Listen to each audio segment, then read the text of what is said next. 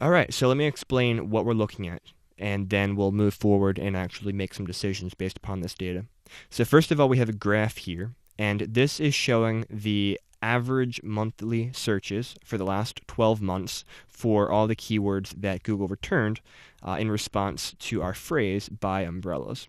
So you can see, at least according to this data, in, say, January of 2015, that was the least popular month for umbrellas in the last 12 months. And then in May, it was a lot more popular. So that's an interesting data to look at. And you can definitely see that there's a lot of seasonality that goes on in the search engine world. Over here, we still have the targeting that we just selected. All that is what we selected on the previous page. This over here on the right is our plan. They call it our keyword plan, which I just talked about. And what we're going to do is look at these keyword recommendations over here in the middle and add them to our plan. And then once we are happy with what our plan looks like, we'll go ahead and move forward and look at some better estimates based upon that plan as a whole. So you can see here there are two options. We have ad group ideas and keyword ideas. And what Google does is it looks at the keyword that we put in there, buy umbrellas, and it collates ad groups based upon that. So it looks for phrases or words that all the phrases would share, and it tries to put them together into groups to kind of help you, see different types of keywords. So, for example, best umbrella or clear umbrella or outdoor umbrellas. Let's go ahead and click on best umbrella. Take a look. So you can see here it gives you a list of keywords, and all of these have something to do with being a best umbrella. Lots of different variations of that. So you can see right here under average monthly searches, it shows what the average monthly search volume is. So it tells you approximately how popular this search term is, or how many people are searching for on a monthly basis. This here tells you, or purports to tell you, what the competition is. I don't have a lot of confidence in that number, but it can be a helpful guide in some areas. Then over here we have suggested bid, and this this is where Google can be very misleading. Not purposefully, not that I'm aware of, but typically when you look in the keyword planner, the suggested bids are going to be a lot lower than what you're actually going to pay. And then in some cases, they could be a lot higher. Honestly, it's all over the board, and I don't have much confidence in these numbers. They can be helpful as kind of a range. So if I see one keyword has a $5 suggested bid and one keyword has a 30-cent suggested bid, well, that tells me that the $5 keyword is going to be a lot more expensive. Not necessarily $5, but it's going to be a lot more expensive. And then over here, we have the option to add to plan. So we could add any of these single keywords to our plan over here, or we could go back and add the entire ad group to our plan. Now, best umbrellas, I don't really want to target that because that's people, some of those people could be searching to buy an umbrella, definitely.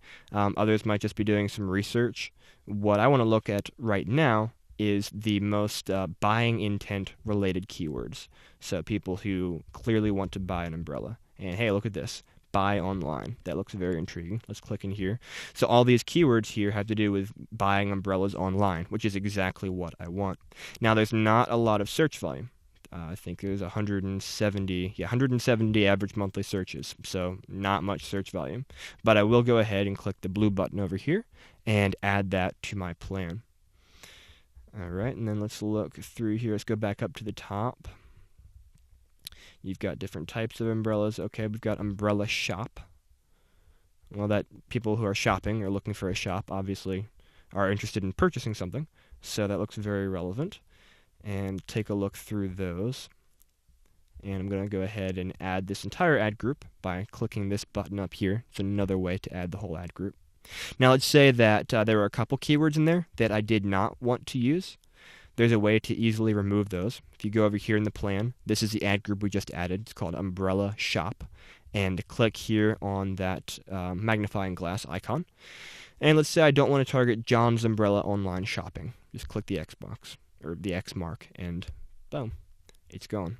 We'll close that, and then go back to the main interface over here. All right, so if I was doing this for a real campaign, I would look for all of the most relevant keywords that pertain to someone wanting to buy an umbrella, and I'd add those to the plan.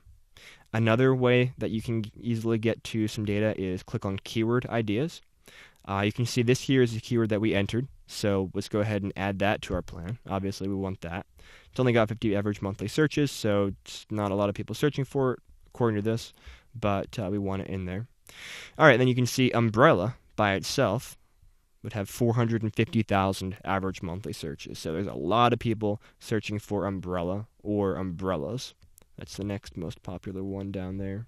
Actually, let's sort this.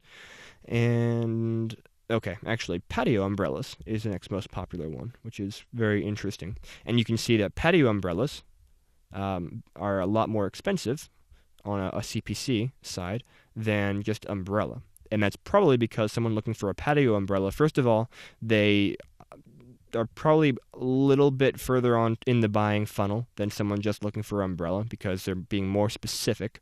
And also, patio umbrellas cost a lot more than just a normal small umbrella. So that click is going to be worth more to those advertisers. And we can just scroll down here. You can sort by whatever you want to sort by. You can sort by relevance, which is a good way to sort things right there. And this tells you the keywords that Google thinks are most relevant to what we typed in up there. So let's just go ahead and create a new ad group over here in our plan. And let's call it MISC for miscellaneous. And then let's just go ahead and add a couple of these in here just for an example purposes. Boom, boom, boom, boom. And you can see that the number over here increases as we add more keywords. That tells you how many keywords are in the ad group. All right, don't worry about this data right here. This is not going to be relevant. We're going to change things in our next step. So now that we've done this, we've built kind of a sample plan over here. Let's go ahead and review the plan. And it takes us to an entirely new page. So once again, there's a lot of options over here. It can be a little confusing at first, but bear with me. We'll figure it all out. So first of all, Google gives you the option to enter a bid, also to enter a daily budget. Now the purpose of the bid is to increase or decrease this slider. And you can see when I set that slider up there, it automatically enters that bid right there. So basically, Google is estimating how many impressions and how many clicks you can get based upon what your max CPC is, because your max CPC is going to directly affect your average position, which affects your click-through rate and impressions and etc. Now, an average bid of 21 cents is very, very low for most industries. And this is an area where I don't trust Google that I could actually get that many clicks for 21 cents. I don't think I could. So often I'll just go ahead and kind of set a higher bid just to get a sense for how many impressions Google is saying that there are out there, and then I can make my own estimates based upon that. All right, so down here you can see the list of ad groups that we created and also the total. So Google is estimating 92,000 impressions. Now, what date range are we talking about? That's obviously pretty important. Over here is where we can select the date range. So right now it's based on the next 7 days. And you can do a custom time period, or you can select one of these predetermined options. And typically I do month, just because I like that having a month is easy to work with. And typically clients work with monthly budgets, want monthly forecasts, so it's a good option to use. And then what forecast should we base that on? So basically Google is saying, there's the different levels of search volume throughout the year. During what part of the year should we base this estimate upon?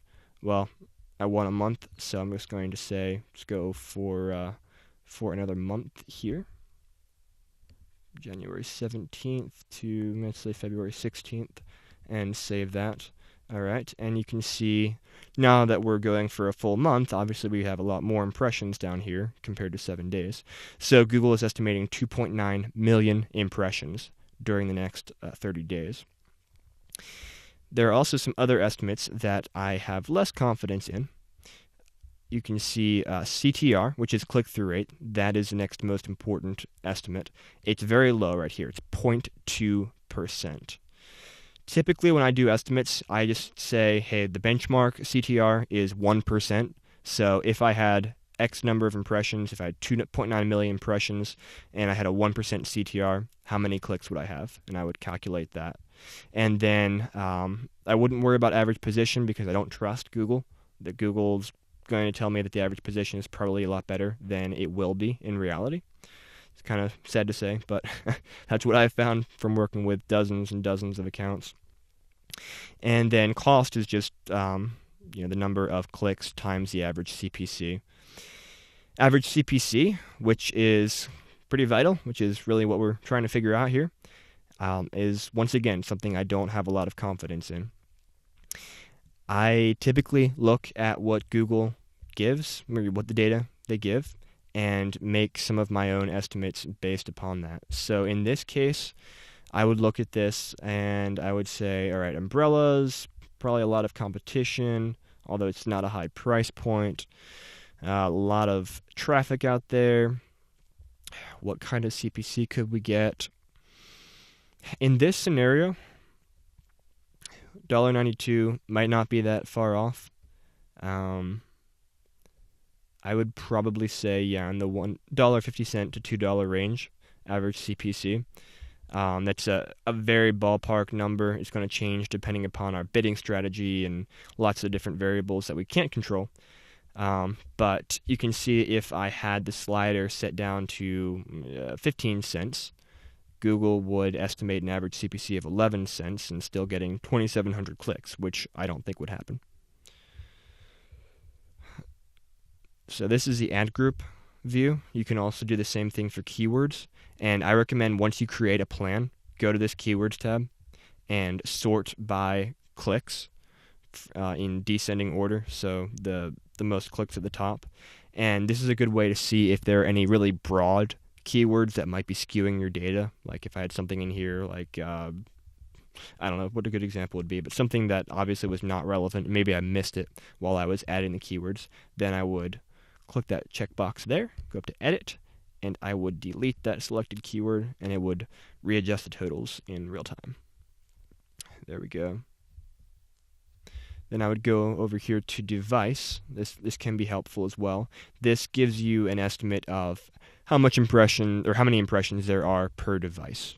So obviously we've got a lot going on in desktop, far more in desktop than mobile, and then not a lot going on for tablet comparatively. You can also go up here to location, and you can get a sense for some of the different areas within your targeting area and what amount of impressions or clicks, whatever, they would have there. So in this example, California as a state within the United States would have the most search traffic, and then Florida, Texas, etc., and then other states are kind of lumped together at the bottom. Or you can scroll down here and see every state individually. And if I had selected a tighter targeting option, such as instead of going after the United States, if I'd selected a state, then Google would give me this data regarding areas within that state, probably cities. Those are the 4 options up here. Let me make sure I'm not explaining anything here. You can change match types if you want, broad exact phrase. Typically I just use broad and just kind of the default settings, just because all this data is very broad anyway, and I find that to be the easiest way to work with it. And then you could change bids for specific ad groups, or merge ad groups if you want to test doing some stuff with that down here. And you can do the same thing on the keyword level, and you can also estimate what would happen if you added a mobile bid adjustment. So for example, say we decreased it by 100% because we don't want us to advertise on mobile devices. If we didn't, then that would update and change our totals accordingly. All right, so that's pretty much a pretty good overview, I think, of how to use the keyword planner. And sadly, like I've indicated, some of it just comes down to your gut and having an understanding of the platform, which obviously as a new advertiser yourself probably you don't have, and it can be kind of tough. I get it. Just to figure out, just to create estimates that have anywhere near a level of accuracy.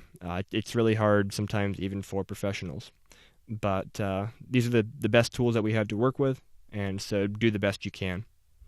And if you want to go back to that search area where we were and add some more keywords, you can click back to search.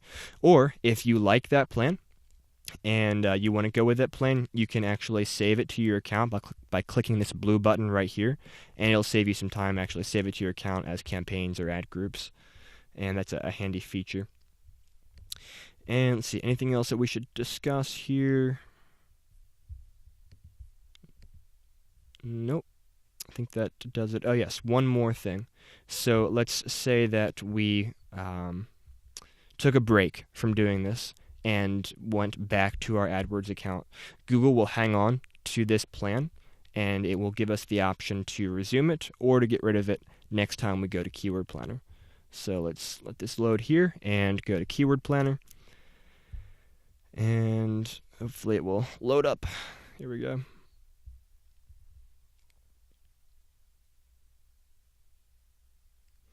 It's taking its time. But once it loads up, here we go. We have this box pop up here.